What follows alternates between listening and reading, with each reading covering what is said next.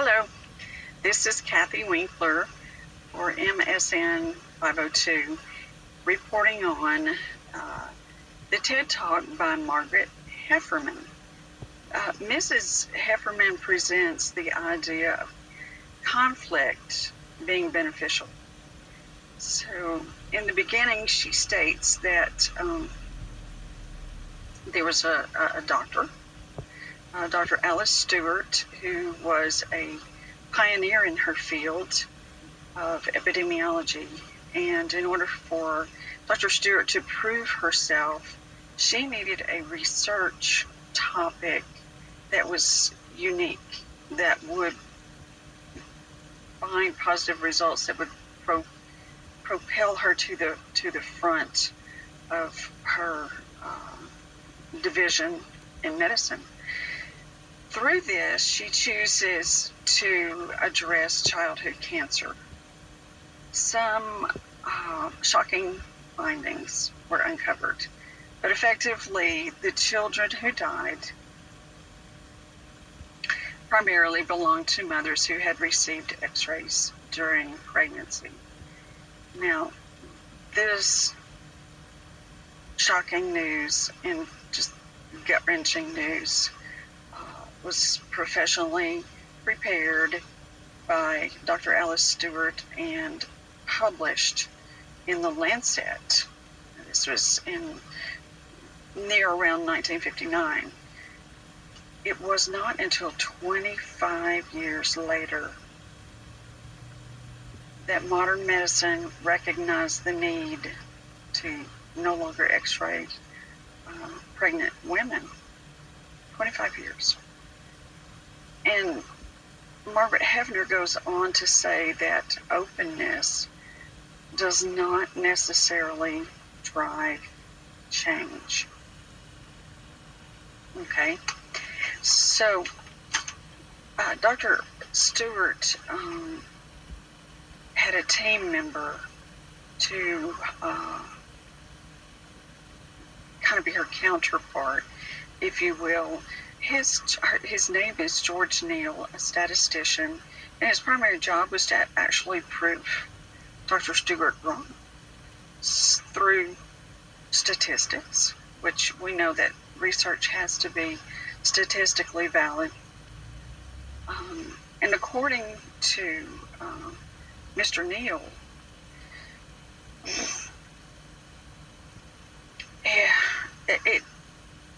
the conflict was his job, so to speak. But through the conflict provided by his task in critiquing Dr. Stewart's work, they actually were on the same collaborative team.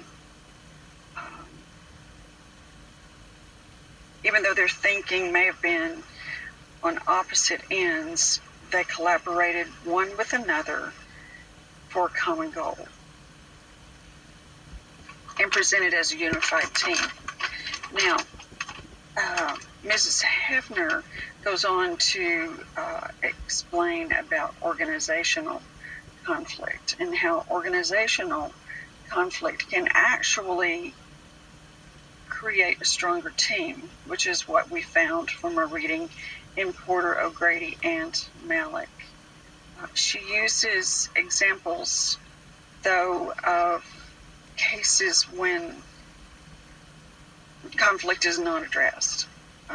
In fact, there were many workers interviewed, and 85% of the workers interviewed relayed fear as a reason for not addressing the organizational issue that they held. Well, if fear is going to stifle progress and stifle problem resolution, what is the answer then to resolving organizational conflict? Ms. Hefferman at this point suggests that there must be conflict skill management development in the employees and in the organizational leaders also. To illustrate this, she uses a gentleman called Joe, who was responsible for evaluating a mechanical device for patient use. Now, Joe had many concerns about this device. He feared that there would be negative patient outcomes. He was so concerned over the potential for harm to patients that instead of going to the organization, he actually quit his job. And in a process that later returned him to speak with his former colleagues, he learned about their concerns, matched his as well. So it was through communication with the colleagues who had similar concerns that the conflict, the organizational conflict, was inflamed, but it allowed open discussion and consideration of ideas, and eventually the organization changed the mechanism, which was a fantastic result from that conflict. Now, but how do you obtain those skills? How do you become proficient in addressing organizational issues and even problems in society, especially when dealing with authority? Ms. Hefner points to the fact that education is key here. We need education to train thinking groups to be able to understand that conflict can produce ideas, ideas produce change, change produces forward progress.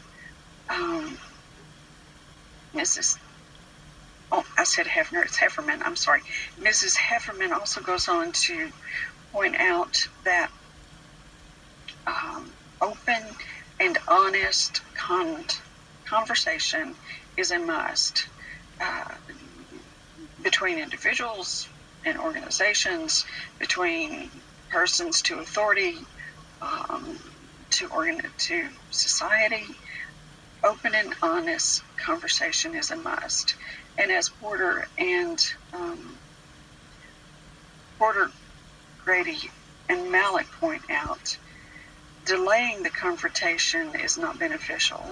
It's better to go ahead and start gathering data, asking those tough questions, getting conversations, input from all parties involved in the conflict to be able to resolve multiple levels of conflict, especially in an organization. So to conclude, Mrs. Hefner said that using openness in conversation was just the beginning. Thank you.